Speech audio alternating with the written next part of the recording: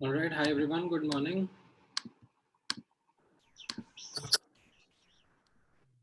Hi, good morning, Chitraksh. Hi, Harsh. Hi, Dhruv. Good morning, Purva. ठीक है, ये वाला क्वेश्चन ट्राई करो आप लोग. इन द मीन टाइम बाकी बच्चे ज्वाइन कर रहे हैं, फिर हम लोग आज का डिस्कशन कंटिन्यू करेंगे, डाउट्स वगैरह भी डिस्कस करेंगे.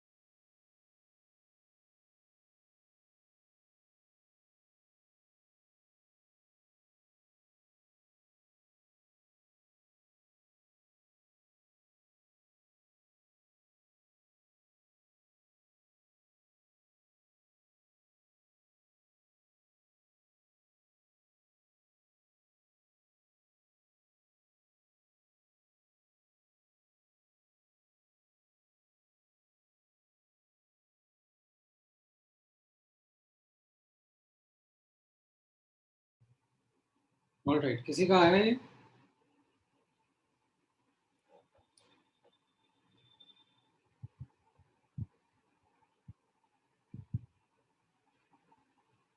Any answer?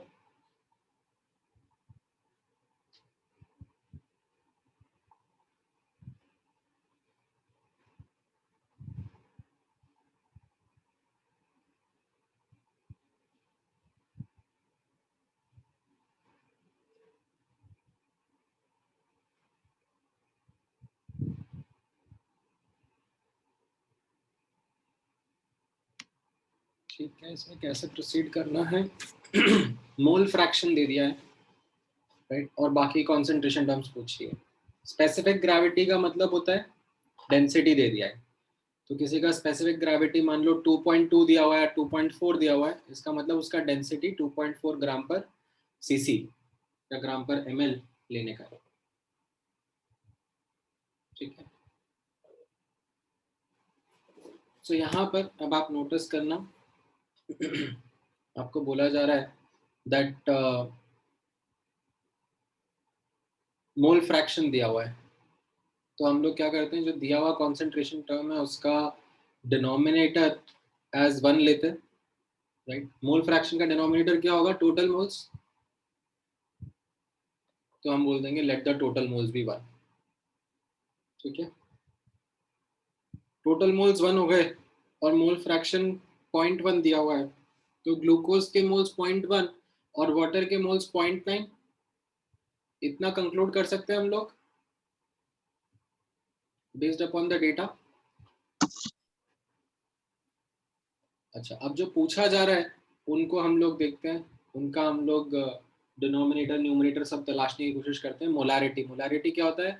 Moles upon volume of solution. Moles of glucose ये तो हमने ऊपर ही निकाल लिया, वॉल्यूम ऑफ वाटर निकालना है, अब वॉल्यूम ऑफ सोल्यूशन एक्चुअली निकालना है।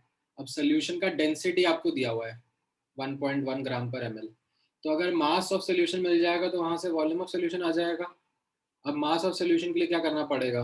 ग्लूकोज का और वाटर का मास ऐड करना पड़ेगा।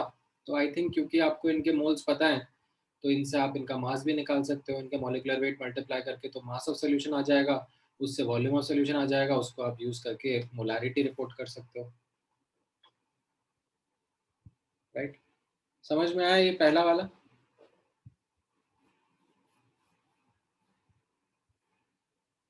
ठीक है, inter conversion of concentration terms में देखो मेहनत लगती है, प्रैक्टिस करनी पड़ती है, हमारा एक्चुअली फ्लो में नहीं हो पाया ये, बीच बीच में doubt discussion as well as test paper analysis ये सब आ गया। बट ये जो interconversion of concentration term वाला है, इसमें एटलीस्ट 10-12 क्वेश्चंस आपको प्रैक्टिस करने पड़ते हैं, तभी फिर आप सीख पाते हो कैसे वर्क करना है उनके लिए। So can you explain once again what you said about specific gravity? Specific gravity is density relative to density of water.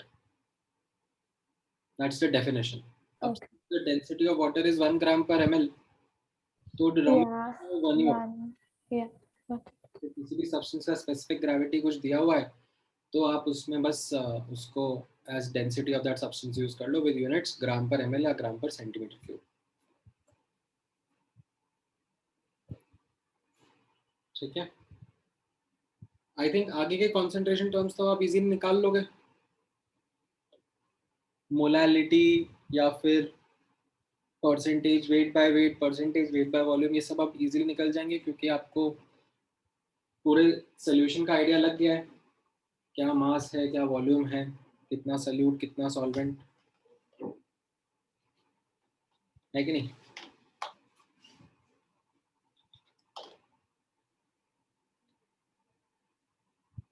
Right, हो जाएगा ये? Yes. ठीक है, फिर ठीक है, ये आंसर इस तरीके से देख लेना, मैच कर लेना। मोलालिटी का कुछ 6.17 मोलालिटी आता है, और percentage weight by weight will be somewhere like this, 0.1 into 180 upon 34.2, and percentage weight by volume will be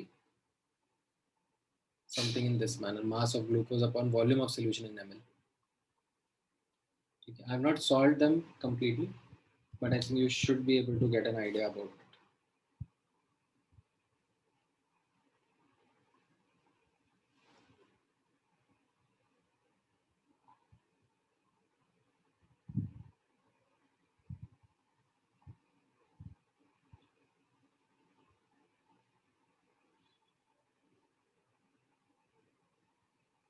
Okay, is this clear?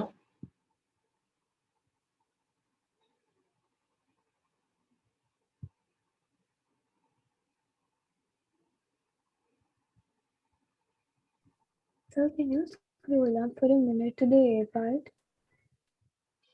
To the which part? Question? A part. No, no, no. Just the molarity. Clarity. देख लो।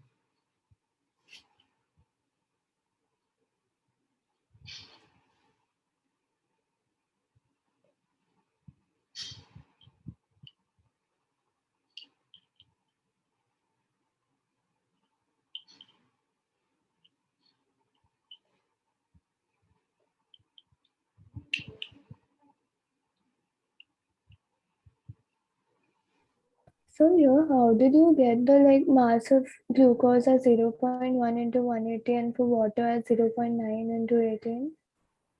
ऊपर हमने निकाले ना उनका, हमने assume करा total moles 1 है, तो based upon that, because mole fraction was given, we were able to calculate the Yeah. moles as well, right? और moles पता पड़ गए तो फिर उसके बाद में मास निकाल लिया उनका.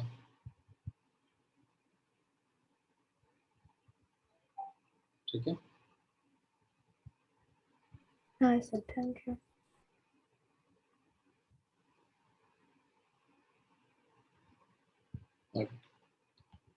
अच्छा, अब नोटिस करना there are these two other concentration terms also called as parts per billion and parts per million.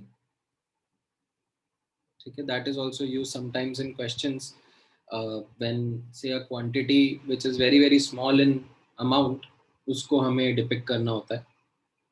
तो जैसे आपने सुना होगा जब बीच में कुछ सालों पहले ऐसे मैगी में लेड कंटेंट मिला था, तो लेड कंटेंट कैसा था, ऐसे काफ़ी कम क्वांटिटी में था, तो उसका मेजरमेंट ऐसे ppm या ppb में करा जाता है. तो इसका मतलब क्या होता है, concentration of a substance in ppm will be mass of that substance, जो भी जिसके बारे में हम concentration लिखना चाह रहे हैं, upon overall mass of the solution, overall mass of the sample into 10 raised to the power of 6.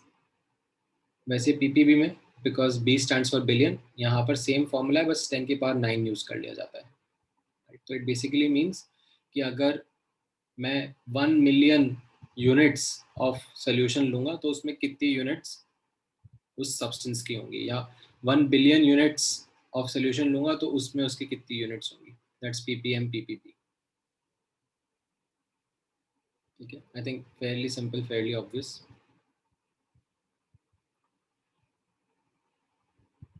ठीक है, क्वेश्चन की लैंग्वेज में आपको मिल जाएगा इधर उधर कभी अगर यूज करने को मिलेगा तो. कम ही यूज होती है कॉन्सेंट्रेशन टर्म्स, ज्यादातर मोलारिटी मोलालिटी यही सब यूज होती हैं. ठीक है. Alright, so this marks the end of your concentration terms वाला part of the chapter as well. ठीक है, so more or less आपका chapter complete हो गया है. अब इसमें एक छोटा सा सेक्शन और रह जाता है which is these laws of chemical combination. ठीक है, I find them a bit useless. They are not of much use to us because they were used long back when mole concept was not developed. तब मोल क्या होता है उसके बारे में idea नहीं था. तब जो कैलकुलेशंस होती थी पुराने ज़माने में वो सब ऐसे इन मास के ऊपर बेस्ड कैलकुलेशंस के ऊपर होती थी.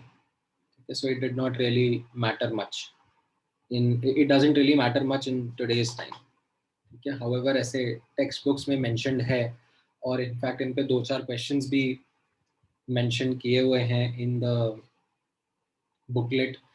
तो मैं एक बार आपको इनके थ्रू ले जाता हूँ and I will take you through these laws one by one. ठीक है, इनका इंग्लिश मैं आपको समझा दूंगा, although the English isn't very easy to remember. तो मैं आपको एक शॉर्टकट ट्रिक बताऊंगा बाद में. ठीक है, टेबल में ये शॉर्टकट ट्रिक होगा, तो ये शॉर्टकट ट्रिक आपके लिए इंपॉर्टेंट रहेगा. आप इसको कॉपी करना, don't focus on these longer longer sentences. ठीक है, इन शॉर्टकट ट्रिक से आप फिर ये क्वेश्चंस वगैरह आंसर कर पाओगे. ठीक है, तो एक बार मैं आपको quickly in laws of chemical combination के थ्रू लेके चलता हूँ.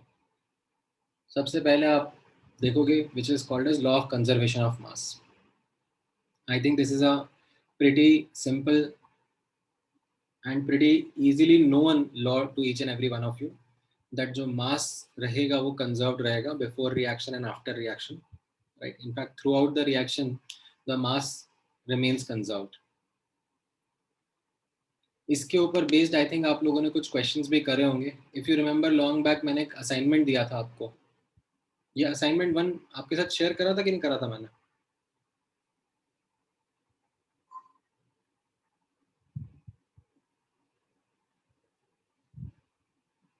बहुत पहले,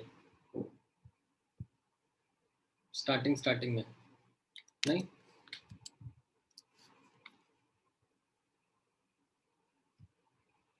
चलो ठीक है, तो वो पूरा का पूरा असाइनमेंट इसी के ऊपर बेस्ड है, law of conservation of mass के ऊपर। तो उस असाइनमेंट में मतलब कुछ भी मोल कंसेप्ट जैसा नहीं लगता है, ठीक है, nothing like you have to calculate moles, moles से आपको मोल एनालिसिस करना है और फिर उससे कैलकुलेशन करनी है। इसमें जस्ट आपको law of conservation of mass apply करना होगा, ठीक है। कैसे करना होगा, क्या करना होगा, वो मैं आपको इस असाइनमेंट के थ्रू एक्सप्लेन कर दूंगा, ठीक है। एक दो क्वेश्चंस जैसे मैं आपके साथ में अगर डिस्कस करूं, उस असाइनमेंट का पर्पस ही यही था कि उसकी लैंग्वेज आपको समझ में आए।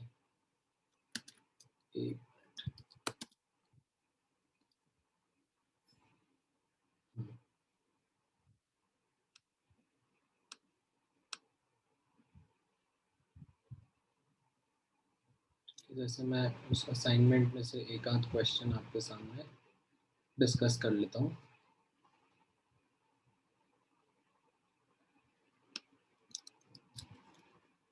Something like this.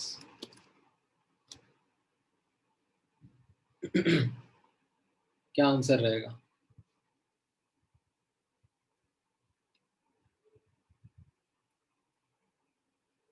हाँ, मैंने ग्रुप पे सेंड भी कर दिया है वो। एक दो क्विक क्वेश्चंस मैं आपको उसके समझा देता हूँ। It's just that you have to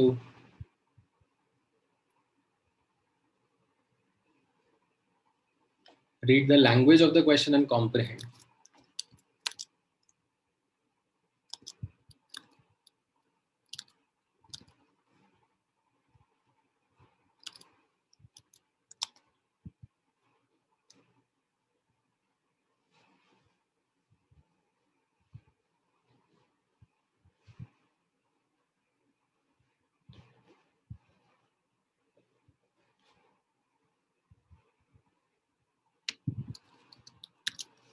आया आंसर इसका? काफी सिंपल है, राइट। 10 ग्राम प्लस 40 ग्राम यानी कि 50 ग्राम का रिएक्टेंट हो गया, तो प्रोडक्ट भी मेरा 50 ग्राम का ही रहना चाहिए ना। Hydrocarbon plus oxygen gives CO2 and water, right. तो 50 ग्राम्स का हाइड्रोकार्बन, 40 ग्राम्स का ऑक्सीजन, मतलब 50 ग्राम्स का हो गया टोटल ये। और उससे 27.5 ग्राम्स CO2 बन रहा है, तो बचा हुआ मास 22.5 grams, that is A option. ये आपका वाटर होना चाहिए, राइट। ठीक है, एक क्वेश्चन और देख लेते हैं। चलो ये वाला क्वेश्चन ट्राई करो, इसमें थोड़ा सा पेन चलाना पड़ेगा, थोड़ी सी कैलकुलेशन करनी पड़ेगी।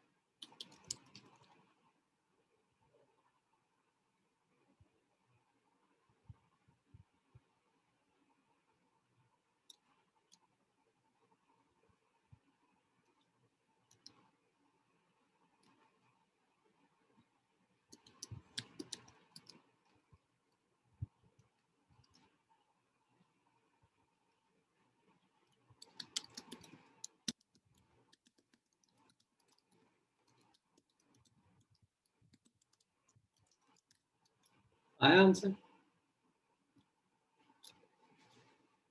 करेक्ट, ए ऑप्शन आंसर रहेगा आपका। कैसे सोचा आपने?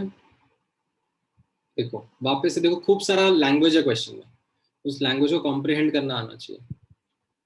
zinc ore is treated with sulfuric acid, leaving a solution with some undissolved bits of material and releasing hydrogen gas. ठीक है, अब यहाँ पर आप नोटिस करो, before the reaction what is it that we have 10.8 gram का zinc core and 50 into 1.2, that is कितना हो गया, ये 60 ग्राम्स का सल्फ्यूरिक एसिड, राइट. तो टोटल कितना हो गया, 10.8 प्लस 60, 70.8 ग्राम्स. अब रिएक्शन होने के बाद में बोला जा रहा है कि जो सोल्यूशन और अनडिसॉल्व्ड मटेरियल है वो 65.2 ग्राम्स है. तो कितना हाइड्रोजन का मास इवॉल्व हुआ होगा, 70.8 माइनस 65.2, है कि नहीं, दैट इज 5.6 ग्राम्स. अब आपसे लेकिन मास नहीं पूछा, आपसे पूछा है कितना लाइक डेंसिटी, कितना वॉल्यूम ऑफ गैस इवॉल्व हुआ हाइड्रोजन सल्फाइड का. तो आपको मास उसका 5.6 ग्राम पता है, तो मास डिवाइड बाय डेंसिटी करोगे तो आपको उसका वॉल्यूम मिल जाएगा, दैट इज 4 लीटर्स. ठीक है, समझ में आ रहा है ये लॉ ऑफ कंजर्वेशन ऑफ मास क्या कैसे वर्क कर रहा है? Yes, sir. So, sir, here we are being able to equate masses on LHS and RHS because their complete reactions और LR वगैरह नहीं है ना? नहीं, इसमें ऐसा हुआ भी नहीं ना, मतलब इस केस में यू डोंट इवन नो. इसमें जो लैंग्वेज ऑफ द क्वेश्चन है वो ऐसा है कि जो सोल्यूशन है और अनडिसॉल्व्ड मटेरियल है, एंड मे बी वो अनडिसॉल्व्ड मटेरियल में हो सकता है कि थोड़ा जिंक भी बच गया हो ना, नहीं रिएक्ट करा हो, कंप्लीट रिएक्शन नहीं हुआ हो, we don't know. But language of the question study करोगे तो समझ में आएगा कि इनिशियली लिया 10.8 प्लस 60, दैट इज 70.8 ग्राम. अब उसमें से रिएक्शन में भी पूरा हुआ कि नहीं हुआ, एलआर था कि नहीं था, डजेंट मैटर. एक जो बचा हुआ चीजें हैं एंड में वो 65.2 ग्राम्स है. ठीक है, तो जितना भी बचा हुआ मास होगा वो सब इवॉल्व हाइड्रोजन सल्फाइड का ही होगा ना. हाँ. ठीक है, हो सकता है इसमें एलआर का कॉन्सेप्ट हो सकता है कि इसमें इनकम्प्लीट रिएक्शन भी हो रहा हो, but all those things are just inherent to the question which we don't need to bother about right now because the data is given in such a way.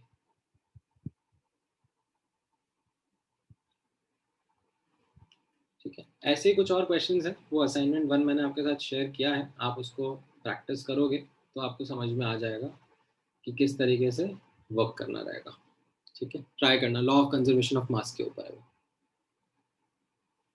अच्छा, then there are these other laws also, जैसे this is called as law of definite proportion. ठीक है, क्या है ये, it के और भी बहुत सारे नाम रहते हैं. It is called as law of constant composition या लॉ ऑफ डेफिनेट कॉम्पोजिशन, ये सब भी इसके नाम रहते हैं. इसका स्टेटमेंट कैसा है, यहाँ पर ये ब्रैकेट्स के बीच में मैंने इसका स्टेटमेंट लिखा हुआ है, वो आप रीड करोगे तो स्टेटमेंट समझ में आएगा. That irrespective of source of a compound, ठीक है, लेट्स से हमने कंपाउंड लिया H2O, तो उसका सोर्स कैसा भी हो, rain water, river water, tap water, doesn't matter, या फिर वो कैसे भी बना हो. ठीक है, H2O कैसे कैसे बनता है, फॉर एग्जाम्पल आपने हाइड्रोजन और ऑक्सीजन का कंबशन कराया तो उससे H2O बनता है, राइट. या फिर आपने let's say acid plus base giving salt plus water से वाटर बनाया. ठीक है, कैसे भी बनाया हो, what the statement is saying that उसमें जो एलिमेंट्स हैं they will always continue to be in the same proportion by mass. ठीक है, तो जैसे H2O है तो H2O में हाइड्रोजन टू ऑक्सीजन का ratio by mass is 2:16. Now this ratio is going to be the same irrespective आपने कहाँ से वो कंपाउंड सोर्स किया है, कैसे उसको बनाया है, doesn't matter, the composition stays constant, hence the name of the law of constant composition या definite composition या फिर definite proportions. ठीक है, ये फिर भी अच्छा है, इसका स्टेटमेंट, इसकी लैंग्वेज फिर भी अच्छे से समझ में आ जाती है. Then you have another one which is called as law of multiple proportion. ठीक है, अब इनकी लैंग्वेज थोड़ी और लाइक कॉम्प्लिकेटेड होती जाती है. ठीक है, जैसे आप रीड करोगे इसकी language, if I ask you to take an attempt of reading it by yourself, you will get thoroughly confused. ठीक है, चलो एक कोशिश करो, take a minute, read the language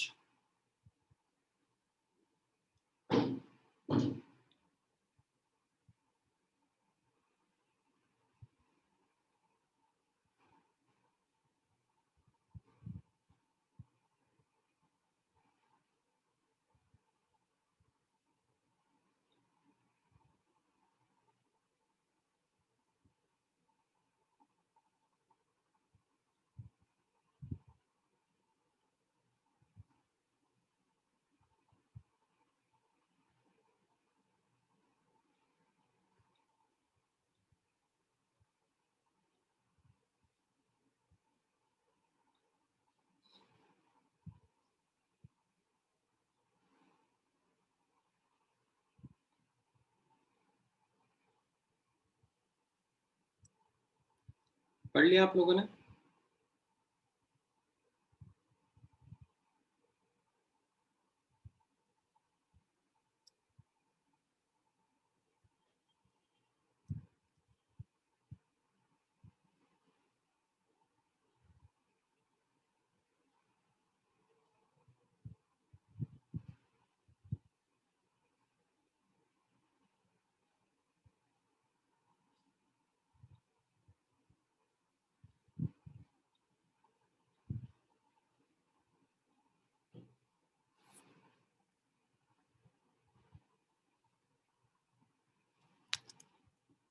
ठीक है, सो यहाँ पर अब आप नोटिस करना, आपने लैंग्वेज पढ़ा होगा, आई थिंक आपको इतने अच्छे समझ में नहीं आएगा। अब मैं समझाने की कोशिश करता हूँ आपको थ्रू द एग्जाम्पल। तो यहाँ पर बोला जा रहा है इफ टू एलिमेंट्स, कौन से दो एलिमेंट्स हम ले रहे हैं? Let's take example carbon and oxygen. ठीक है, can combine to form more than one compound. ठीक है, तो दो कंपाउंड ले लेते हैं, एक CO और एक CO2। फिर बोला जा रहा है the mass of one element, ठीक है, that combines with fixed mass of the other element. तो यहाँ पर आप नोटिस करोगे जो कार्बन और ऑक्सीजन का रेशियो बाय मास है, कार्बन मोनोऑक्साइड में 12:16 है और कार्बन डाइऑक्साइड में 12:32 है। तो कौन से एलिमेंट का मास फिक्स दिख रहा है यहाँ पर? कार्बन। कार्बन का। सो यहाँ पर हम लोग बात करेंगे the mass of one element that combines with the fixed mass of the other element. तो ये फिक्स्ड मास और अदर एलिमेंट, ये रेड में हमारा कार्बन हो गया, और जो ये वन एलिमेंट यहाँ पर रेफर किया हुआ था वो कौन सा एलिमेंट हो गया? वो ऑक्सीजन हो गया। ठीक है, तो यहाँ पर कैसा बोला जा रहा है, then the mass of one element that combines with the fixed mass of the other element are also in the small whole number ratio. ठीक है, तो यहाँ पर हम ऑक्सीजन के जो मास का रेशियो है वो देखेंगे। तो यहाँ पर कार्बन का मास फिक्स्ड है, ratio of mass of oxygen that combines with fixed mass of carbon कितना कितना है? यहाँ पर 16 और यहाँ पर 32। तो ये रेशियो को बोला जा रहा है कि ये सिंपल रेशियो होगा। ठीक है, this is what the language of the question is. ठीक है, तो in short words, in very very short words, it is trying to say कि जब ऐसे दो एलिमेंट्स लाइक A और B आपस में कंबाइन होते हैं, ठीक है, AB बनेगा AB2 या A2B या A2B3, कुछ भी ऐसा बनेगा, right. It is trying to say कि ऐसा नहीं बनेगा कि AB 0.69। ठीक है, ये सब सिंपल होल नंबर रेशियोज में ही इनका कॉम्बिनेशन होता रहेगा, not something like this. That is what, in short words, this law is trying to tell us. The law of multiple proportion. तो सर इसमें जो कंपाउंड बनते हैं प्रोडक्ट, उसमें से हमेशा एक एलिमेंट का रेशियो फिक्स होना जरूरी है ना? हाँ, मतलब ऐसा क्वेश्चन का लैंग्वेज है कि फिक्स्ड मास ऑफ कंपाउंड के साथ में, एलिमेंट के साथ में दूसरा जो एलिमेंट कंबाइन कर रहा है उसका मास का रेशियो एक सिंपल होल नंबर रहेगा।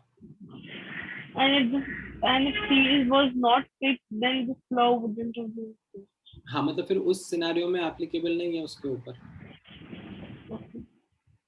ठीक है, मतलब जैसे फॉर एग्जांपल मैं अगर ऐसा आपके सामने प्रेजेंट करूं कि CO like in fact Like sir NO2 and N2O. हाँ मतलब ये NO2 या N2O है, ठीक है। तो इसमें अब इसमें भी मैं अप्लाई करवा सकता हूँ, ठीक है। जैसे आप अगर यहाँ पर नाइट्रोजन इसका ऑक्सीजन का रेशियो देखोगे तो कितना दिखेगा यहाँ पर 14:32। यहाँ पर कितना हो जाएगा 28:16। 28:16। तो इस 28:16 को मैं 14:8 लिख सकता हूँ, हाँ ठीक ठीक है। तो फिर ये नाइट्रोजन का मैंने फिक्स करा दिया मास, हाँ और जो ऑक्सीजन का मास इनके साथ कंबाइन हो रहा है उसका रेशियो कितना हो गया 32:8, 4:1। यस 4:1। तो वो सिंपल रेशियो होगा, थैंक यू। ठीक है। इस तरीके से ये कह रहा है, ठीक है। ये बेसिकली ये कहना चाह रहा है कि आपको ऐसा NO2 N2O ये सब मिलेगा, but like something like N0.77O ऐसा नहीं मिलेगा, ठीक है। ये सब ऐसे होल नंबर रेशियोज में कंबाइन होता है, ठीक है। Alright, then you come up with a law called as law of reciprocal proportion, ठीक है। ये तो और भी ज़्यादा confusing है, ठीक है।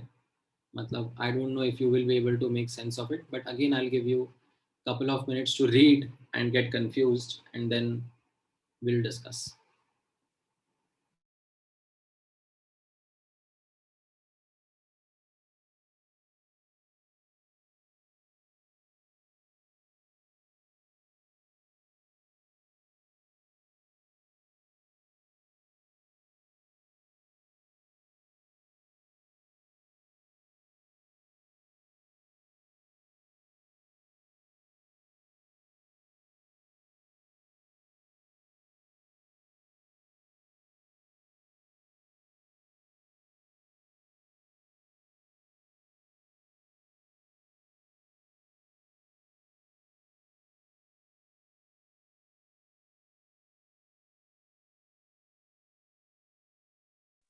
So,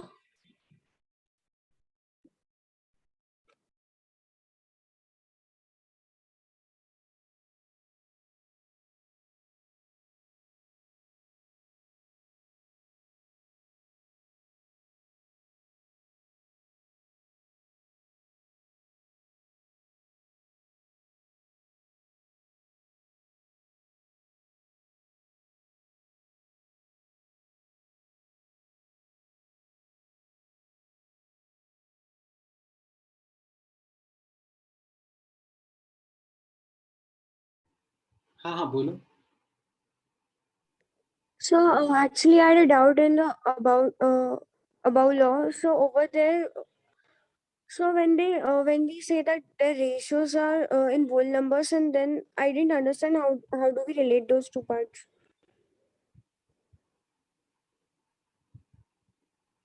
मतलब जस्ट लैंग्वेज है जो क्वेश्चन में मतलब लॉ में लिखा हुआ है, आप बार बार रीड करो ना क्या लिखा हुआ है उसका सर नहीं statement. मतलब अभी इसका रेशो 12:16 है और इसका 12:32, so we find the ratio of oxygen in both cases, but then how is that related to the fact that it's coming in whole numbers? मतलब दे आर होल नंबर्स। आप वापस से स्टेटमेंट रीड करो ना, क्या लिखा हुआ है स्टेटमेंट रीड करके बताओ मुझे, ये जो येलो में हाईलाइटेड है। If two elements can combine to form one or more than one compound, the masses of one element that combine with the fixed masses of other elements are in the ratio of small whole numbers. That's it. Yes, sir, I got that, but जैसे okay. तो जैसे मैंने ये NO2 और N2O का example लिया, इसमें nitrogen is to oxygen का रेशियो ऐसे 14:32 एंड 28:16 था, राइट। तो फिर फिर इनमें से किसी एक को फिक्स करने की कोशिश करते हैं, तो 28:16 को मैं 14:8 लिख सकता हूँ, yes sir, तो यानी कि नाइट्रोजन का मास फिक्स हो गया, yes sir, ठीक है। अब इस फिक्स्ड मास ऑफ नाइट्रोजन के साथ में जो ऑक्सीजन कंबाइन हो रहा है उनका रेशियो हम लोग नोटिस करते हैं, तो वो क्या आ रहा है 32:8। yes sir, 4:1. बस, तो स्टेटमेंट भी तो यही कह रहा है कि वो जो है वो स्मॉल होल नंबर्स ही रहेंगे। सो तो फिर ये रेशियो किधर यूज हो रहा है? कहीं यूज नहीं हो रहा है, स्टेटमेंट कह रहा है कि ऐसा होगा, दैट्स इट। ओके, तो ऐसा हो रहा है, यस सर, हाँ ठीक है। सर।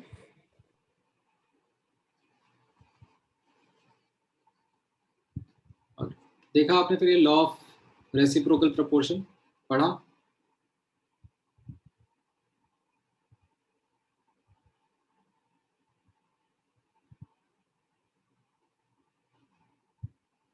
आई थिंक इतना अच्छे से लैंग्वेज समझ में नहीं आया होगा।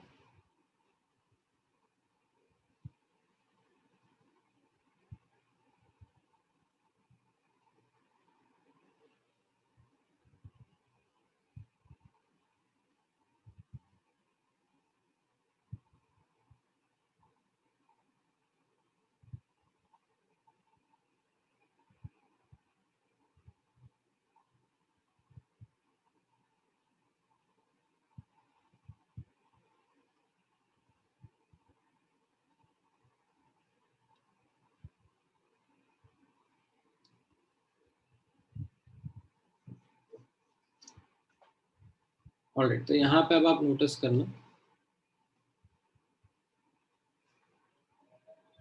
इसको लैंग्वेज समझने की कोशिश करते हैं।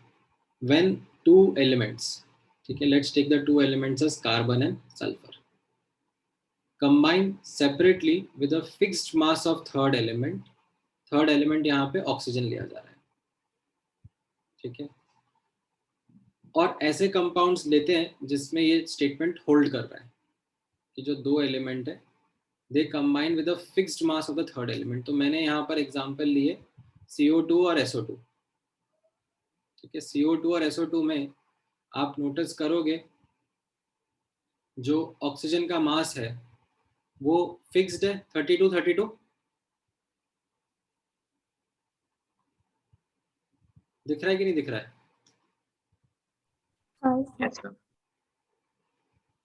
When two elements combine separately with a fixed mass of third element लिया हमने ऑक्सीजन, राइट। और ये जो कंपाउंड हमने लिए वो लिए CO2 और SO2, और इनमें जो ऑक्सीजन का मास है वो दोनों में 32 दिख रहा है आप लोगों को भी?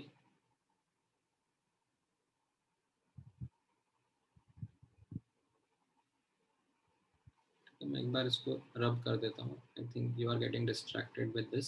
सो CO2 में आप नोटिस करो कार्बन और ऑक्सीजन का मास किस रेशियो में है? 12:32,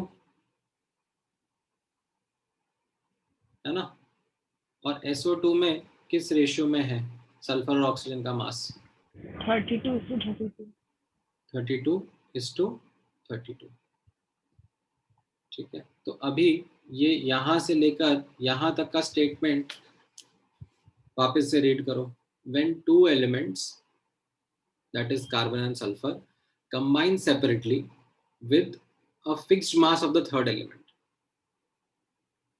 थर्ड एलिमेंट यहाँ पे मैं ऑक्सीजन ले रहा हूँ एंड उसका फिक्स्ड मास दिख रहा है अभी 32 जिसके साथ ये पहले दो एलिमेंट कंबाइन हो रहे हैं, हाँ, ठीक है। तो अब इसके बारे में बोला जा रहा है then the ratio of their masses, their माने कार्बन और सल्फर का रेशियो ऑफ मास कितना दिख रहा है? वो कार्बन और सल्फर के मास का रेशियो 12:32, ठीक है। यानी कि मैं इसको ऐसे ब्लू में लिख देता हूँ, ठीक है। ये ब्लू में 12:32 क्योंकि देयर मास का रेशियो जो लिखा हुआ है वो ब्लू में है, ठीक है। 12:32 then the ratio of their masses यानी कि 12:32 in which they do so, ठीक है, they have done so like they have combined is either same or whole number multiple of the ratio in which they combine with each other, ठीक है। तो जो ratio है 12:32, right, इसको एक बार अब होल्ड करके रखना, समझ के रखना, दिमाग में फिट करके रखना। बोला जा रहा है कि ratio of their masses that is 12:32 is either the same or a simple whole number multiple of the ratio in which they combine with each other, ठीक है। तो ये दे जो है हमारे क्या है, ये कार्बन एंड ऑक्सीजन, ये आपस में एक दूसरे के साथ कंबाइन कर रहे हैं, तो लेट्स से वो कंपाउंड क्या हो गया, CH2 कार्बन डाइसल्फाइड। इसमें इनका रेशियो क्या है मास का, 12:64। 12:64। तो ये जो स्टेटमेंट है ये कह रहा है कि जो ये ब्लू वाला रेशियो था 12:32, या तो यही रेशियो रहेगा जिसमें ये कंबाइन करेंगे या फिर इसी के किसी मल्टीपल का। तो आप यहाँ पे देख रहे हो, यस 12:32 अपॉन 12:64, या तो ये सेम रहेगा लाइक 1:1 रहेगा, या फिर कोई होल नंबर मल्टीपल रहेगा। कितना आ रहा है ये वैल्यू, 2:1 आ रहा है। If you simplify this, 12:32 upon 12:64 is coming out to be 2। ठीक है, तो ये क्वेश्चन इस तरीके से, एज इन क्वेश्चन क्या बोल रहा हूँ, ये लॉ इस तरीके से ये बता रहा है। ठीक है, अब मैं रिपीट नहीं करूँगा। ठीक है, मैं रिपीट इसलिए नहीं करूँगा बिकॉज मैं दोबारा भी रिपीट कर दूंगा, तिबारा भी रिपीट कर दूंगा, 5 बार भी रिपीट कर दूंगा, तब भी आप में से आधे ज़्यादा क्वेश्चन, आधे से ज़्यादा बच्चों के दिमाग में ये चीज़ घुसेगी ही नहीं, because it's such a like idiotically complicated language, मतलब जिसका कोई सेंस बनता नहीं है। ठीक है, मतलब फालतू का एक इतना लंबा चौड़ा, मतलब समझ में ही नहीं आया इतनी इंग्लिश, उतना सारा यहाँ पे डाला हुआ है। ठीक है, सो आई नॉट रिपीट दिस। आपको समझ में आया है अच्छी बात है, नहीं समझ में आया तो भी बहुत अच्छी बात है। ठीक है, इसके क्वेश्चंस लेकिन आप कर पाओगे। क्वेश्चंस कैसे कर पाओगे, उसके लिए मैंने एक शॉर्टकट ट्रिक डेवलप करी हुई है, वो शॉर्टकट ट्रिक मैं आपको सिखाऊंगा। Based on that you will be able to do the questions quite easily. ठीक है, otherwise you don't try to focus your time and energy into trying to remember these statements. बिल्कुल भी दिमाग मत लगाओ। मैंने एक अटेम्प्ट लेके आपको समझाया, अगर आपको समझ में आया तो ठीक है, otherwise will move on. Now इनके क्वेश्चंस को हम लोग कैसे करेंगे वो आप नोटिस करना। जो क्वेश्चंस का लैंग्वेज रहेगा उसमें बेसिकली आपको कुछ डेटा दे दिया जाएगा। You will be given some data in the question कि फलाना फलाना एलिमेंट्स हैं, फलाना फलाना रेशियो ऑफ मास में कंबाइन कर रहे हैं, फलाना फलाना कंपाउंड फॉर्म कर रहे हैं, एंड ये ऐसा है वैसा है, और फिर पूछा जाएगा कि कौन सा लॉ एप्लीकेबल है। ठीक है, इस टाइप का लैंग्वेज रहता है क्वेश्चन का। कुछ कुछ डेटा मिलेगा about elements and compounds, and then पूछेंगे कौन सा लॉ एप्लीकेबल हो रहा है बेस्ड अपॉन दिस डेटा। तो आपको कोई ज़्यादा मैथमेटिकल एनालिसिस नहीं करना है, आपको सिंपल काउंटिंग करनी है।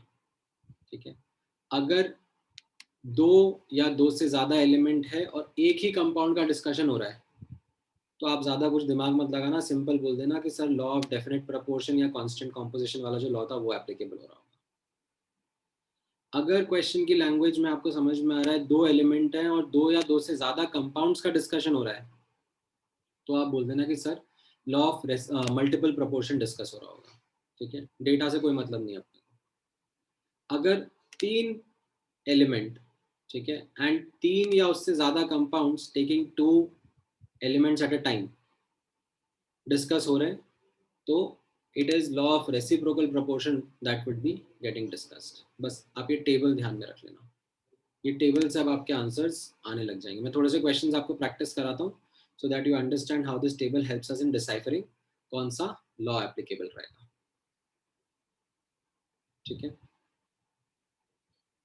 हैविंग सेड दिस, ठीक है, कहीं पर भी अगर आइसोटोप्स का डिस्कशन हो जाता है, anywhere isotopes are into discussion, तो ये सारे के सारे लॉ फेल हो जाएंगे। ठीक है, इनमें से कोई सा भी लॉ वर्क नहीं करेगा, because isotopes are atoms with the same chemical reactivity but different mass। ठीक है, तो वो सारे रेशियोज धरे के धरे रह जाएंगे। ठीक है, इतना आप लिख लो, आपको बाकी सब लॉज को लिखने की जरूरत नहीं है, ये टेबल बस आप कॉपी कर लो, this should be good enough for you. You don't need to write all these laws and their example and their explanation, ये सब मतलब जबरदस्ती का टाइम वेस्ट है। ठीक है, So even in the notes we don't have to write that. You don't need to write. ठीक है, Okay. आप सिंपल बस ये इतना ये टेबल कॉपी कर लो। ठीक है, put the heading laws of chemical combination, right, and इतना ही टेबल लिख लो।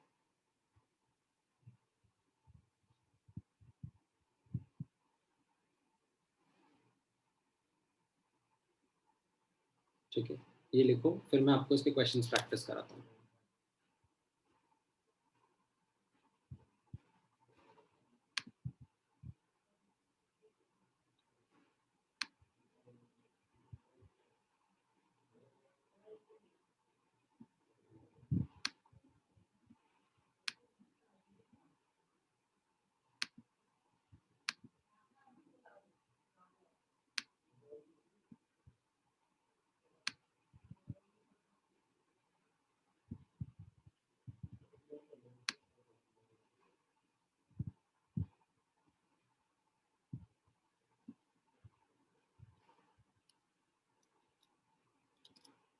ऑलराइट, लिखा आप लोगों ने?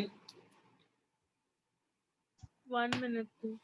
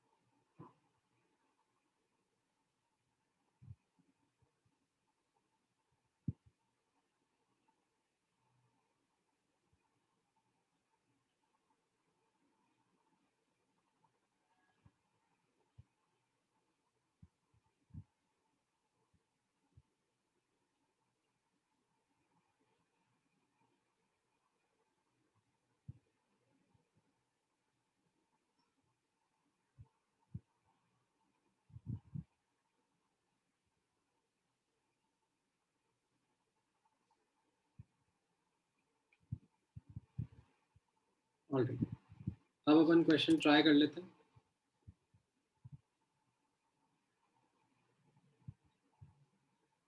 ठीक है, let's start with this first question, laws of chemical combination में। यहाँ पे बोला जा रहा है,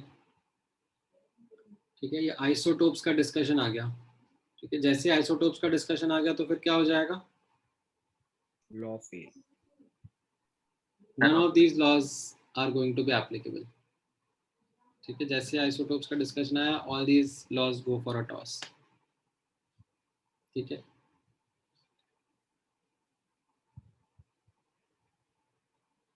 नेक्स्ट क्वेश्चन में देखो, नेक्स्ट क्वेश्चन में जो भी डेटा है उसमें बस आप मुझे इतना आइडेंटिफाई करके बताओ कितने एलिमेंट्स और कितने कंपाउंड्स का डिस्कशन हो रहा है।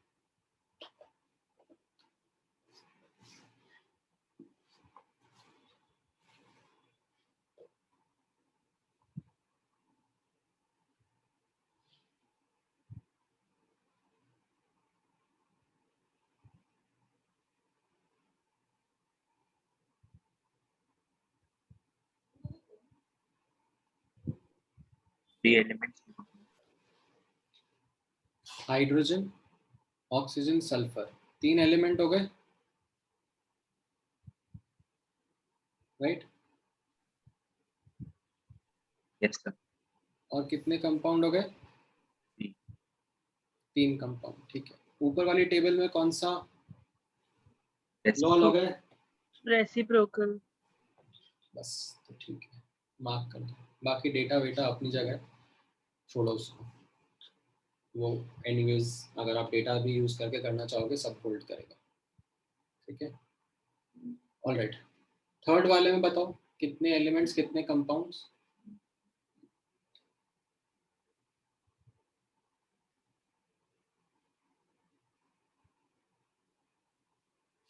So 1 compound, 2 element. एक कंपाउंड है वाटर और 2 एलिमेंट्स है उसके, हाइड्रोजन, ऑक्सीजन। तो ये ऊपर वाली टेबल के हिसाब से कौन सा लॉ होना चाहिए? First law. Constant. Definite proportion. Definite proportion या कांस्टेंट कॉम्पोजिशन वाला, तो वो कौन सा है? ये बी ऑप्शन। ठीक है, ऑलराइट, नेक्स्ट क्वेश्चन रीड करो।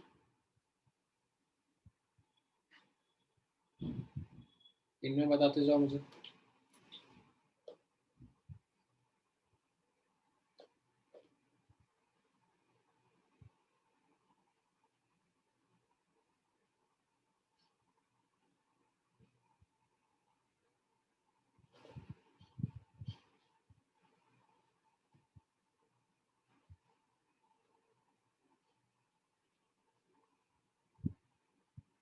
ऊपर वाले का जैसा ही है ये,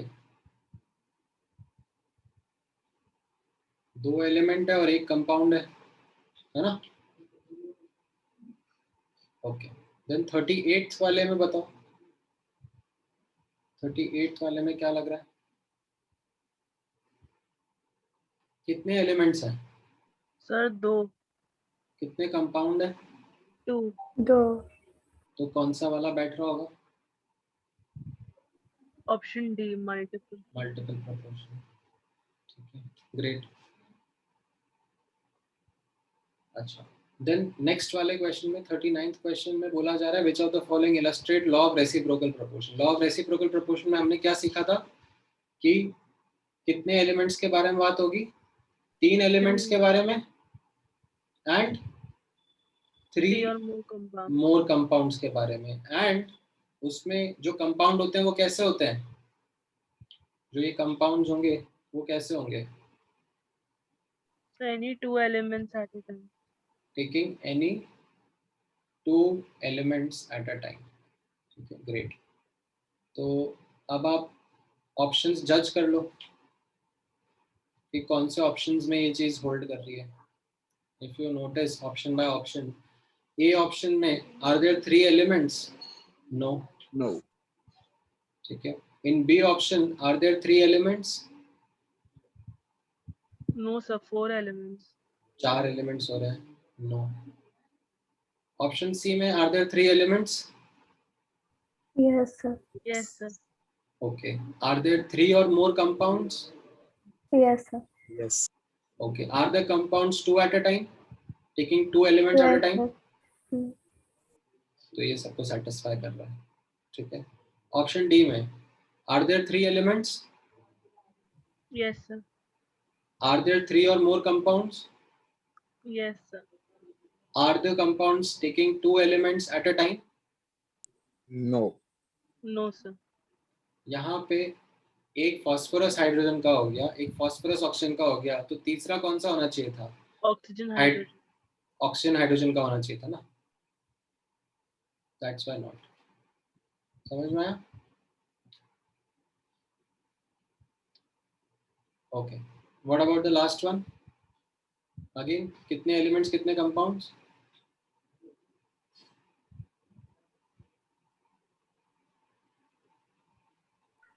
Two elements, two compounds.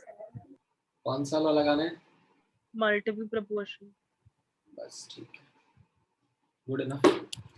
ठीक है, सॉर्टेड हो। अब कैसे करना है इसमें ज्यादा टेंशन नहीं है अब।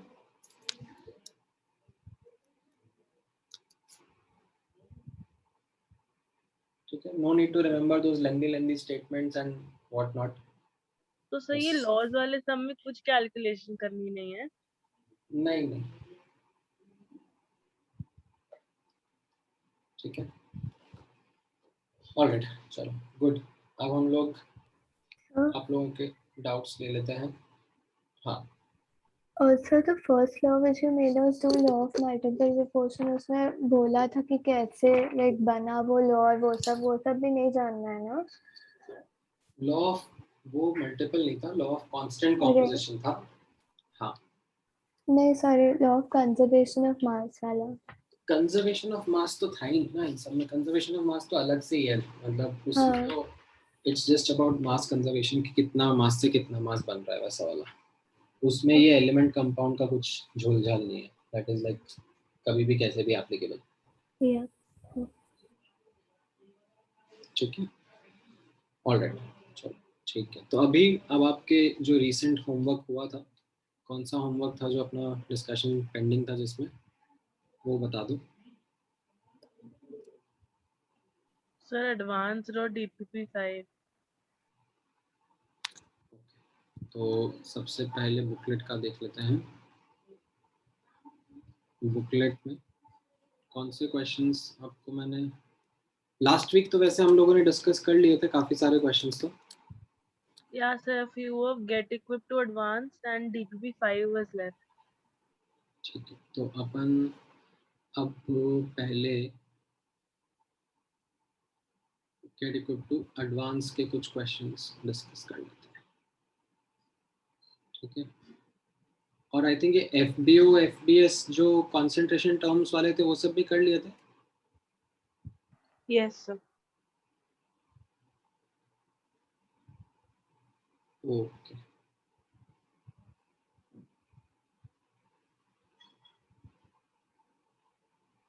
हाँ नहीं पूछ लो ना पूर्वा, अभी पूछ लो. Sir, मतलब उधर we take into consideration two compounds to prove that they have to combine in whole numbers. But so I always thought that even if they are combining partially, we'll just multiply them with some number to get the whole number. So I didn't understand how the law accounts that, like how we are getting CO2, that C is one whole number and O2 two is whole number. उनका मास का जो ratio है वो whole number में बोला जा रहा है. सर पर अगर कोई एलिमेंट सिर्फ एक ही बार कंपाउंड फॉर्म करता हो, there are not multiple compounds form by the same element, तो स्टिल द उनके रेशियोज इन लिए होल नंबर्स ओनली, राइट? उनके लिए हाँ, बट उनके लिए फिर वो लॉ एप्लीकेबल ही नहीं रहा ना.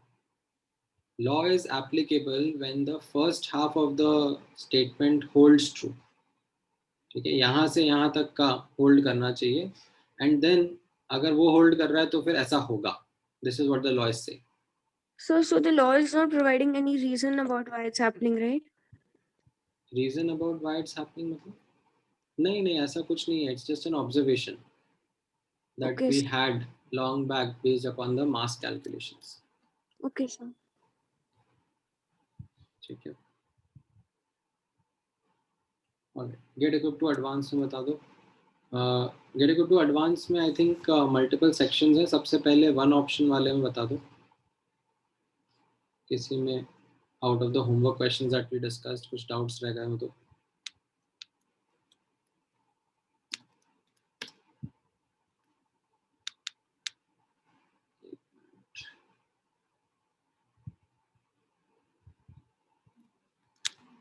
Alright. 8th question.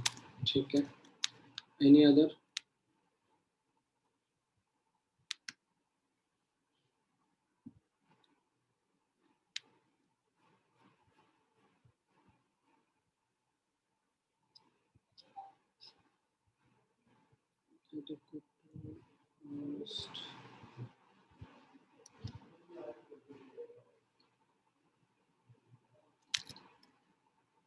Alright.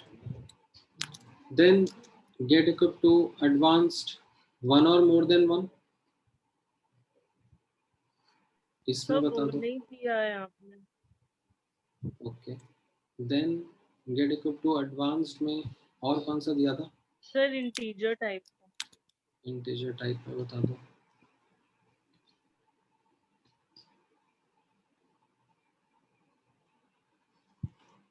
Integer type में कोई डाउट है?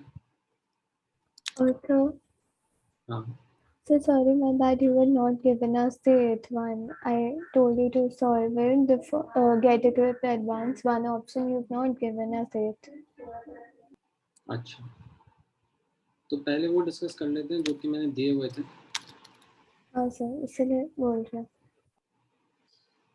ठीक है. Match the following and comprehension में दिए थे questions. No, sir, you were not given us that. ठीक है. तो इसमें फिर है बुकलेट में गेट इक्विप्ड टू एडवांस में किसी में डाउट? ये प्रियल आपने इंटीजर वाले में डाला है, थर्ड वाला? हाँ सर. ओके, ठीक है. ऑलराइट. देन इसके अलावा बुकलेट में और कोई क्वेश्चन जिसमें हमारा डाउट रह गया, doubt discussion?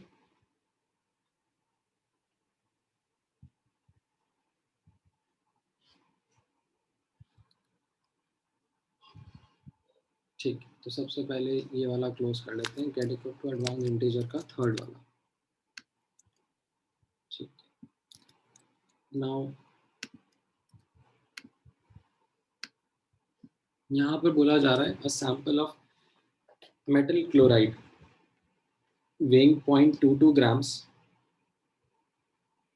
required this much AgNO3 to precipitate the chloride completely. ठीक है. सो यहाँ पर मेटल क्लोराइड सुन के आपको क्या स्ट्राइक कर रहा है? What should you write metal chloride as? Sir MClX कुछ मेटल का वैल्यू. MClX. ठीक है. ये स्ट्राइक होना चाहिए कि क्लोरीन की वैलेंसी 1 है, मेटल का भी डोंट नो से उसका वैलेंसी x है, ऐसा लिख देते हैं, राइट? अब ये लिखने से फिर मैं रिएक्शन लिख पाऊंगा ना.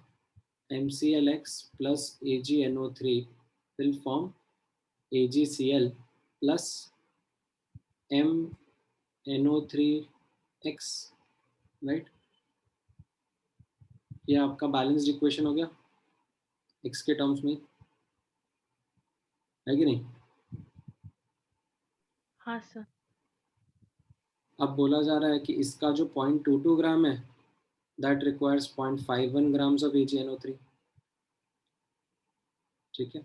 So can we establish a relationship using this data, right? Moles upon coefficient equal to moles upon coefficient लिख सकता हूँ, यस सर। ठीक है। तो यहाँ पर 0.22 अपॉन कितना इसका मॉलिक्यूलर वेट है, लेट मेटल का जो एटॉमिक वेट है वो m है, ठीक है। इनफैक्ट आपको यहाँ पे और भी डेटा दिया हुआ है to determine the atomic weight of the metal, वो अपन लिख लेंगे आगे, बट अभी के लिए I am just using moles upon coefficient to form the equation. Moles upon coefficient, इसका कोएफिशिएंट 1 है और इधर कितना हो जाएगा मोल्स, 0.51 अपॉन ये 108 प्लस 14 प्लस 48, ये इसका मॉलिक्यूलर वेट हो गया अपॉन इसका कोएफिशिएंट x हो गया। तो ये पहला इक्वेशन हो गया। और दूसरा इक्वेशन कहाँ से आ जाएगा? दूसरा इक्वेशन बोला जा रहा है कि यहाँ specific heat of the metal is 0.057 and बोला जा रहा है कि atomic weight into specific heat is 6.4। So m that is the atomic weight into specific heat that is 0.057 should be equal to 6.4। ये दो इक्वेशन हो गया। इन दोनों इक्वेशन से सॉल्व करना है, solve for m and x, ठीक है। Not pretty equations to work with, ठीक है। क्वेश्चन में लिखा हुआ है ना what is Dulong Petit law, जो क्वेश्चन में लिखा हुआ है उसको यूज करो, थैंक यू सर। ठीक है। So can समझ you में आई? also do the sixth one? हाँ, सिक्स्थ वाला भी देखो। सिक्स्थ वाला तो आपको आना चाहिए। सिक्स्थ वाले में कहाँ अटक गया? Where is it that you got stuck in the sixth वाला?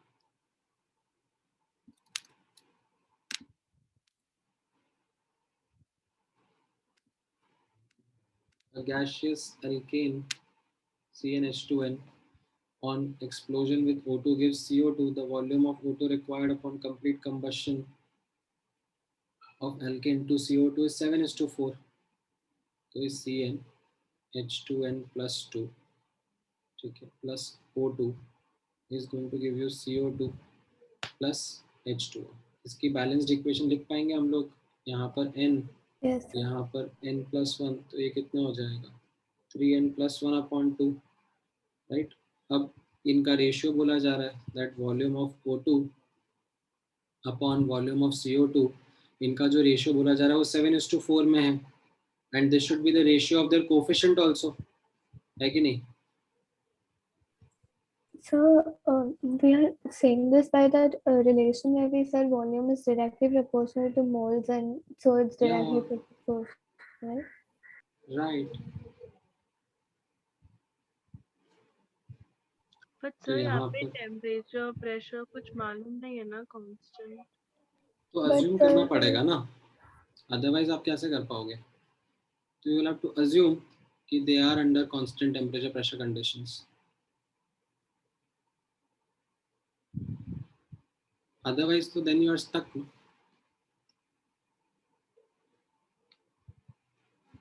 आपका डाउट वैलिड है, but then doubt shouldn't be a bottleneck in getting the answer। आप थोड़ा ना बैठ के बोलोगे कि नहीं नहीं मतलब ये तो डेटा इनसफिशिएंट है, मैं तो ये क्वेश्चन एक्सेप्ट ही नहीं करूंगी, सुप्रीम कोर्ट जाऊंगी, सू कर दूंगी पेस वालों को। ऐसा करोगे क्या? नहीं नहीं सर, गॉट इट। ठीक। चलो डीपीपी में से देख लें अभी बुकलेट में, और कुछ करना है डिस्कशन अभी के लिए? सर आप एक बार 10th वाला वापस करा सकते हो, आपने सैटरडे को एंड ऑफ द क्लास में कराया था। 10th वाला सैटरडे को एंड ऑफ द क्लास में कराया था,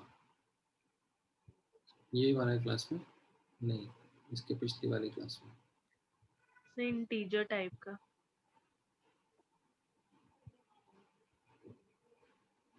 कहाँ पर था ये वाला ना? हाँ सर। हाँ, इसमें कहाँ अटक गए बताओ। तो मेरे को ये मतलब क्वेश्चन समझ में नहीं आ रहा है। I try to read through this but then हाँ तो मैंने बोला ना कि इसमें लैंग्वेज का like understanding is the trick. तो इसमें ऐसा बोला जा रहा है, इसको विजुअलाइज करने की कोशिश करो, ठीक है, that there is some dry green algae, ठीक है, and it is absorbing CO2, ठीक है, and because of that CO2 getting converted into starch, algae is able to double its own weight. तो ये जो CO2 absorb कर करके अब ये जो algae है ये double of its own wait हो गया, ठीक है, ये 1 ग्राम था और ये 2 ग्राम हो गया। तो वो जो 1 ग्राम बढ़ा वो स्टार्च की वजह से बढ़ा ना, हाँ सर। राइट। तो यानी कि 1 ग्राम स्टार्च रिड्यूस हो रहा है। अब वो 1 ग्राम स्टार्च कैसे प्रोड्यूस हो रहा है? वो basically CO2 is undergoing certain reactions, we don't know what those reactions are, photosynthesis मुझे तो याद नहीं है, बट अगर आपको याद तो ठीक है, but I still would be like कि मेरे को पूरा याद नहीं है। CO2 will combine with something to give me this starch. तो ठीक है, I just apply POAC on carbon to get the relationship between CO2 and starch, okay sir. ठीक है। सर मेरे को यही प्रॉब्लम आ रही है, मेरे को यही नहीं समझ में आता कि मैं POAC कब लगाऊं, क्योंकि फिर मतलब 1-2 क्वेश्चंस में ऑफ लगाए मैंने तो आंसर्स गलत आता है। तो ये तो लर्निंग है ना, मतलब this is what will happen when, मतलब यार आप क्रिकेट खेलना सीख रहे हो और आप बोल रहे हो कि मतलब मैं क्रिकेट खेलते खेलते कई बार हर बॉल पे छक्का थोड़ा मार सकते हो, मारते हो क्या? नहीं। कभी कोई बॉल डक करना पड़ता है, कभी कोई बॉल पे बोल्ड हो जाते हो। तो ये तो लर्निंग का पार्ट है ही सही। The more you practice the better you will get at it.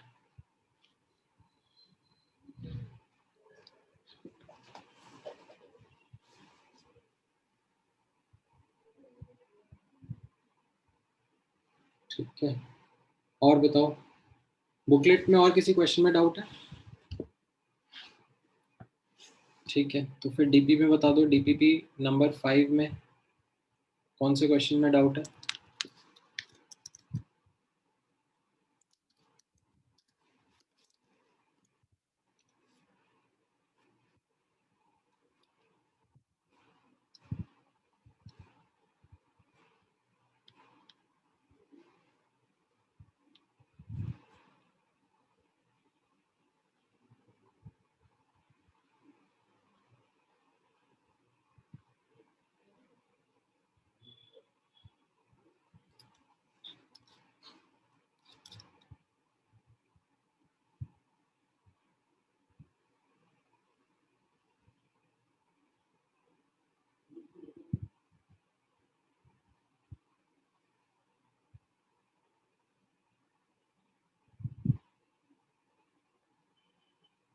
Sir, can you discuss the comprehension?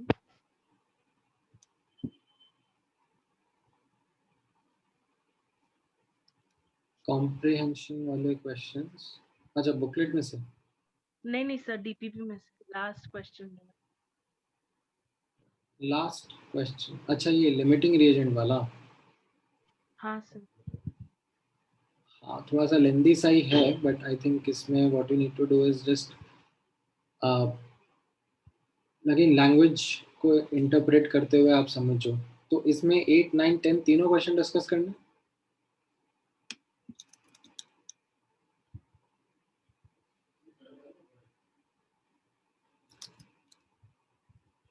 तो कर ले चलो।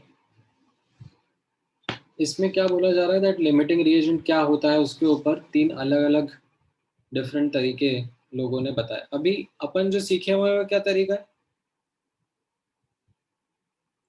सर आइडेंटिफाई करने के लिए लिमिटिंग रिएजेंट। हाँ, सर सब मोल्स अपॉन रेशियो निकालते हैं, सॉरी स्टोइचियोमेट्रिक रेशियो निकालते हैं, that is moles upon coefficient, और अगर वो रिएक्टेंट्स का इक्वल नहीं आया तो वो केस ऑफ लिमिटिंग रिएजेंट है and the minimum ratio is LR। जिस कंपाउंड का मिनिमम रेशियो है, जिस एलिमेंट का कंपाउंड का मिनिमम रेशियो है, वो हमारा LR हो जाता है। ठीक है, अब यहाँ पर उसके अलावा और भी अलग अलग तरीके बताए गए हैं। ठीक है, now what you need to do is use them and validate it with what you know and see if that makes sense or no not। ठीक है, तो स्टूडेंट 1 जो है वो कह रहा है calculate the minimum moles of A needed to completely consume B,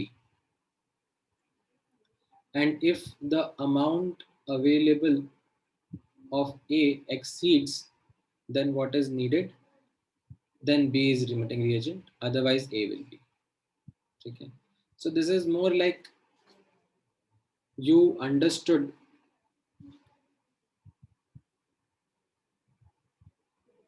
based upon the simple interpretation कि लिमिटिंग रिएजेंट वाला जो केस होता है उसमें एक रिएक्टेंट ज़रूरत से ज़्यादा होता है, एक रिएक्टेंट कम होता है। ठीक है, तो लेट्स से अगर आप यहाँ पर कुछ डेटा के साथ में सोच रहे हो, minimum moles of A needed to completely consume B, तो लेट्स से ये 2A + 3B is giving something हो रहा है। ठीक है, यू टुक एन एग्जाम्पल। ठीक है, एंड उसमें आपको बोला जा रहा है कि मान लो A के 40 मोल हैं और B के 50 मोल हैं, ऐसा कुछ दे दिया डेटा। ठीक है, अब अपन क्या बोला जा रहा है यहाँ पे, calculate the minimum moles of A needed to consume B। तो अगर मुझे B को कंज्यूम करने के लिए कितना A लगेगा वो निकालना है। ठीक है, तो मैं यहाँ पर यूनिटरी मेथड से ट्राई करता हूँ। A का कोफिशिएंट 2 है, B का 3 है, इसके 50 मोल कंज्यूम करने हैं, तो कितना लगेगा A, आप निकाल पा रहे हो? कितना Yes, आ रहा है ये? 33.33। yes sir। ठीक है, तो अब ये कह रहा है कि if the available amount of A, this is the available amount, if it exceeds then what is needed. 33.3 से ज्यादा ही है ना, हाँ सर। तो इसका मतलब then B is the limiting reagent. अगर उल्टा होता, लाइक A का अमाउंट 40 की जगह 20 होता, 33.33 से कम, तो फिर A लिमिटिंग रिएजेंट होता। तो ठीक है, ये स्टूडेंट 1 सही बोल रहा है, इसका तरीका सही है। ठीक है, ये भी एक तरीका है कैलकुलेट करने का लिमिटिंग रिएजेंट।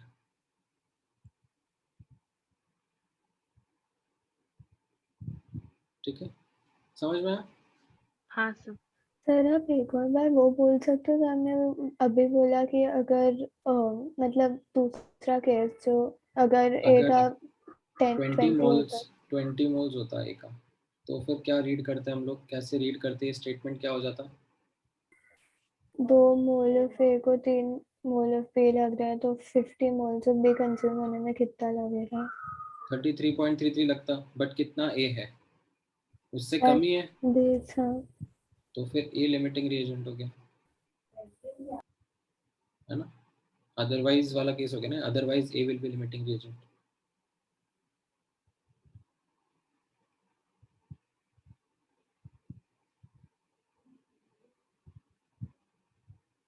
समझ में आया? Yes sir. अब पर सर फिर ये रिएक्शन होता क्या, क्योंकि ए के मोल्स ही कम है तो फिर कैसे होगा? जितना A होगा उसके हिसाब से आगे के प्रोडक्ट्स बन जाएंगे, B बच ओके जाएगा। हाँ हाँ गॉट इट। सॉरी। देन दूसरा स्टूडेंट बोल रहा है कि कैलकुलेट द मोल रेशियो। ठीक है, ratio of moles of reactants initially taken and then compare it with the theoretical mole ratio। ठीक है, if the theoretical ratio exceeds the ratio of mole actually taken then the reactant in the denominator will be limiting reagent। ठीक है, तो student 2 क्या बोल रहा है, मान लो ये A और B है, इनका 2a 3b कोफिशिएंट है और 20 मोल्स 50 मोल्स दे दिए हैं। तो ये सेकंड स्टूडेंट क्या बोल रहा है कि आप ratio of moles of reactants निकालो। कितना है ये? 20:50 है ना। ये इनका रेशियो ऑफ मोल्स हो गया। एंड इसको किससे कंपेयर करो? theoretical mole ratio theoretical mole ratio. What is the theoretical mole ratio? 2:3. 2:3, जो इनका मतलब कोफिशिएंट्स का रेशियो है। ठीक है। If the theoretical ratio exceeds, is it exceeding? Is 2/5 more than 2/3? No sir. No. ठीक है। अगर एक्सीड कर रहा होता तो डिनोमिनेटर वाला लिमिटिंग रिएजेंट होता, अदरवाइज कौन सा लिमिटिंग रिएजेंट रहेगा? न्यूमरेटर वाला लिमिटिंग रिएजेंट रहेगा, है कि नहीं? यही कहना चाह रहा है ना ये स्टूडेंट। अदरवाइज न्यूमरेटर में जो रिएक्टेंट है विल बी LR। तो यहाँ पे हम लोग कंप्यूट कर लेते हैं। तो ये A/B हमने देखा 20/50 आया और वो 2/3 से छोटा निकला। तो फिर कौन सा वाला लिमिटिंग रिएजेंट हो गया? A. A लिमिटिंग रिएजेंट हो गया as per this, and that is what we also know as per our calculation. ठीक है। मोल्स अपॉन कोफिशिएंट और ये मोल्स अपॉन कोफिशिएंट में A कम रहेगा ना।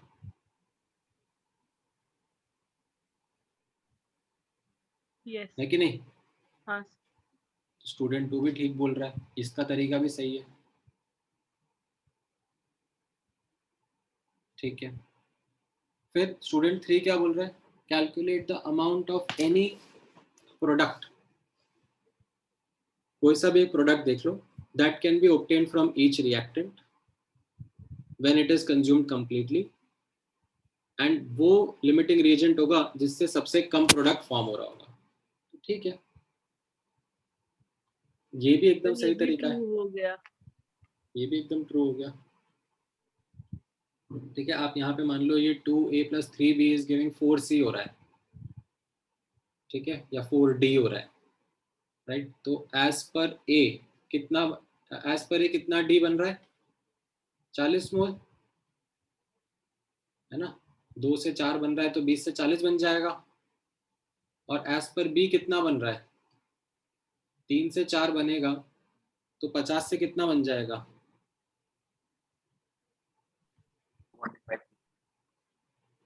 200/3 66.67। तो जिससे कम बन रहा है वो हमारा लिमिटिंग रिएजेंट है। A हमारा लिमिटिंग रिएजेंट है। तो ये स्टूडेंट 3 भी सही बता रहा है। ठीक है, समझ में आ गया ये? हाँ सर। तो तीनों ही सही बता रहे हैं। ये तीनों तरीके हैं कैलकुलेट करने के। अभी तीनों ही मैंने आपको नहीं पढ़ाए हैं because I thought of a better way which is comparing moles upon coefficient and moles upon coefficient, which is very similar to what student 2 had thought. ठीक है, but I think the way in which we have studied is better than these 3 students. समझ में आया? So, but I don't understand why, like, if the whatever the product is formed, if it's least, then from whichever the least is formed, that will be the limiting reagent. Because जो limiting amount में है वही कम product बनाएगा ना। जो access में है वो तो ज्यादा प्रोडक्ट बनाने के लिए बात करेगा। Okay. So it's like the third point, no? LR के हिसाब से प्रोडक्ट बनता है। करेक्ट। ठीक है, समझ में आ गया?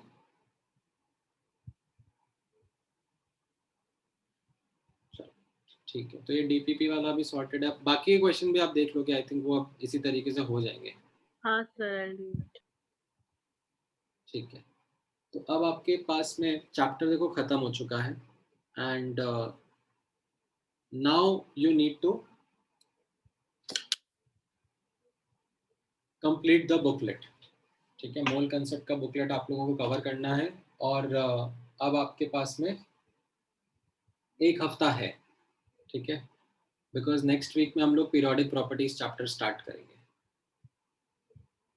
ठीक है।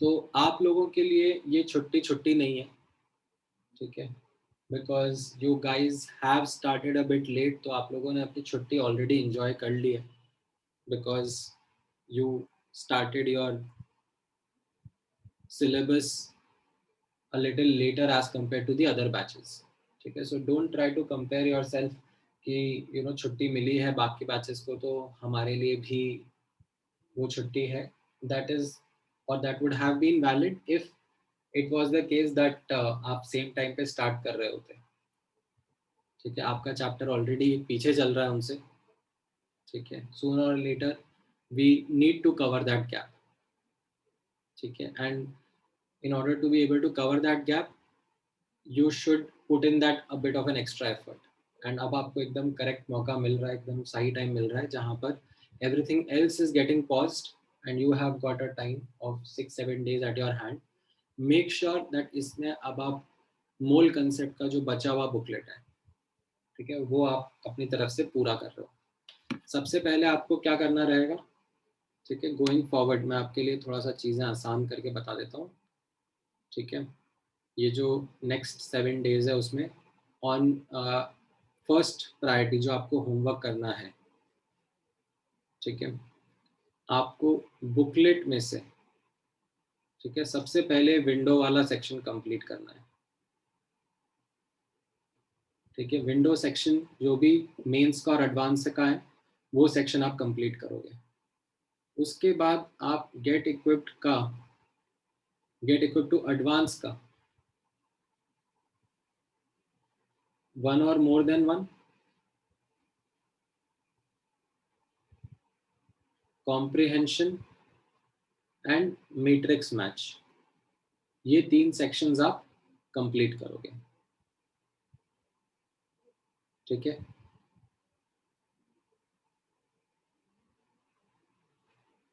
इसके बाद में अगर लेट्स से, ठीक है, this is a must for you, must to do,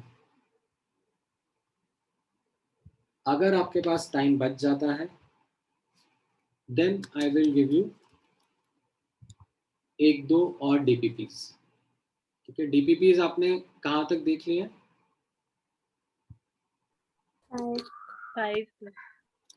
5 तक देख लिया ना, तो 6th वाला डीपीपी आपके लिए रेलेवेंट नहीं है, 7th वाला डीपीपी भी आपके लिए रेलेवेंट नहीं है। उनमें वो रिडॉक्स वाला, ऑक्सीडेशन स्टेट वाला, वो वाले कॉन्सेप्ट है, वो अपन बाद में पढ़ेंगे, ठीक है। डीपीपी 8, डीपीपी 9 और डीपीपी 10, ठीक है। 3 डीपीपीज मैं आपके साथ शेयर करने वाला हूँ, ठीक है। डीपीपी 8, 9 एंड 10, ठीक है। मेक श्योर दैट अगर आपके पास में ये पहला टास्क पूरा हो जाता है, विंडो वाला सेक्शन और गेट इक्विप वाला सेक्शन, देन फिर आप ये डीपीपी 8, 9, 10 डिस्कस कर लोगे, ठीक है, इन पे काम करना शुरू कर दोगे, ठीक है। Must do with in next 7 days, then this will be must do within next 14 days, क्योंकि जब मैं आप नेक्स्ट वीक आओगे पीरियोडिक प्रॉपर्टीज चैप्टर भी स्टार्ट कर दूंगा आपके साथ में, तो आप ये मान के चलो कि पहली 2-3 क्लासेस में पीरियोडिक प्रॉपर्टीज में से भी आपको कुछ खास होमवर्क मिलने नहीं वाला है, ठीक है। There is nothing you know of a homework that is going to come from the first 2 or 3 lectures in periodic properties. तो आपके पास 2 हफ्ते हैं ये पूरा टास्क कंप्लीट करने के लिए, बट इस 2 हफ्ते में ऑन प्रायोरिटी पहले बुकलेट कंप्लीट करना है, फिर ये डीपीपी कंप्लीट करना है, एंड बीच में then we will find a session to discuss their doubts, ठीक है। This is your priority. हाँ, अगर आपके लिए ये भी आसान है, लाइक इन द सेंस आप ये भी कर पा रहे हो, ठीक है, तो फिर उसके बाद में आप एन अवस्थी या नीरज कुमार, कोई सी भी बुक जो आप रेफर करना चाह रहे हो, उस रेफरेंस बुक से भी आप डिफिकल्ट क्वेश्चंस ट्राई करोगे, ठीक है, but over and above this ये पहले करना है, ऐसा नहीं कि पहले बुक लेके बैठ गए, नहीं, पहले इसको कंप्लीट करना है, उसके बाद में फिर बुक पर जाना है। ठीक है, is this clear with everyone?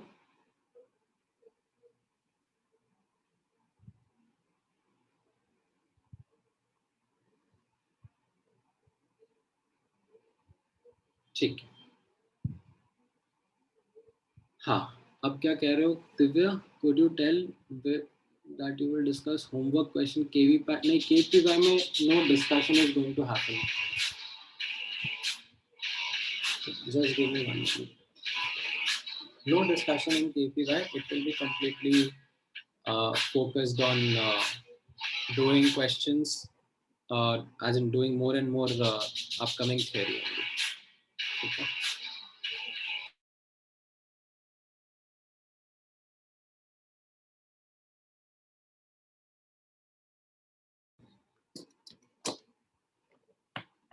All right.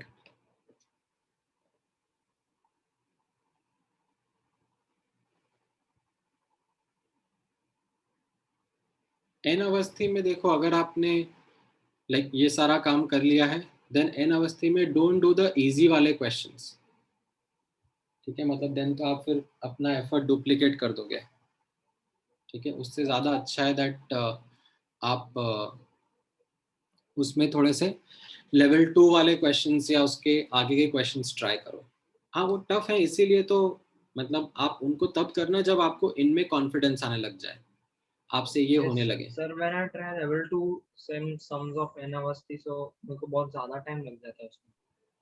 हाँ, वो है ना, वो टफ क्वेश्चंस हैं तो टाइम लगेगा उनमें। तो आप इस होमवर्क को छोड़ के वो मत करने लग जाना, क्योंकि ये आपके लिए पहली प्रायोरिटी है, दिस इज अ मस्ट। ये पहले हो जाएगा, उसके बाद फिर आप होमवर्क की तरफ जाना।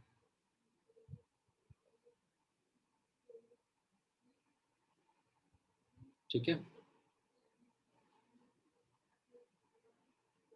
हाँ, केवीपीवाई में नोट्स आपको बाद में जेई के जब मैं करवाऊंगा तब उस टाइम पर लाइक डिटेल्ड मैनर में करवाऊंगा। ठीक है, केवीपीवाई के नोट्स जो हैं they are not complete JEE advance के नोट्स। जेई एडवांस के नोट्स उससे थोड़ा ज़्यादा रहेंगे।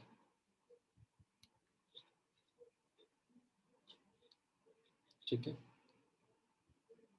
हाँ, क्या कह रहे हो गार्गी?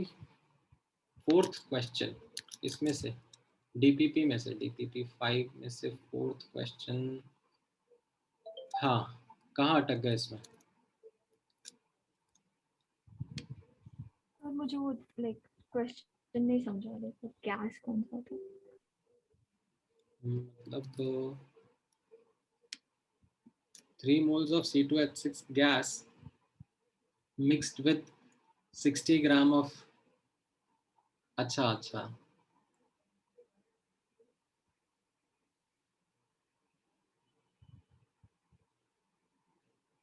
सेम सेम लाइक वो C2H6 ही है, C2H6 ही है वो। ठीक है, ओके, आई ट्राई अगेन। हाँ, ऑलराइट, ठीक है, क्लियर है सबको?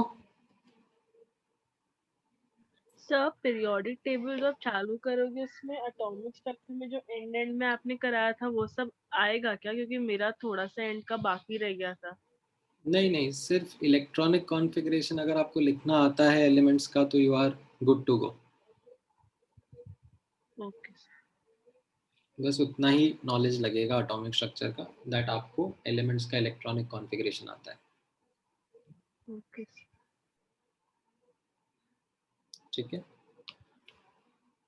ऑलराइट,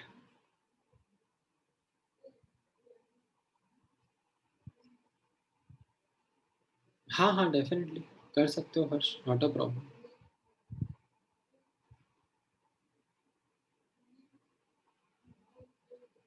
ठीक है, ऑलराइट, एनी अदर क्वेश्चंस?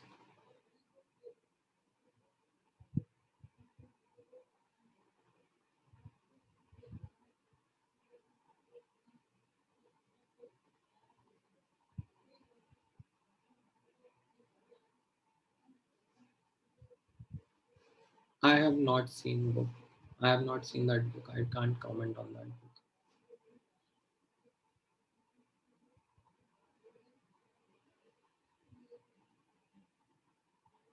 ठीक है, नहीं वो बैच शिफ्ट हो गया है.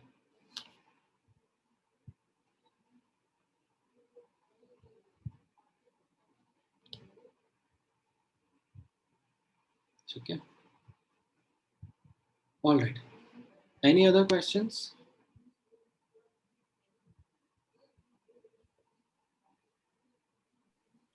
So ये revision lectures में क्या होगा? Should we sit? What is going to happen in those lectures? मतलब just थोड़े बहुत questions and nothing else. Okay sir. ठीक है. Doubt discussion की तरह ही होगा.